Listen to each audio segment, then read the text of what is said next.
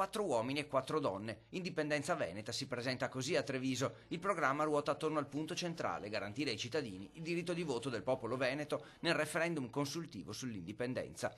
I candidati vengono dalla società civile, determinati a riportare il territorio al centro della politica regionale, quello di Treviso in particolare, rispettando le indicazioni che proprio dal territorio arrivano.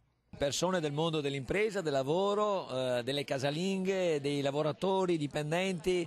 Abbiamo una varietà di rappresentanze del mondo della società civile trevigiana estremamente significativo. Tra i candidati al Consiglio regionale solo uno, Fabio Padovani, imprenditore, ha già esperienze politiche significative. Treviso ha bisogno in questo momento di un grande progetto per la tutela e la salute, la pubblica salute, la tutela ambientale.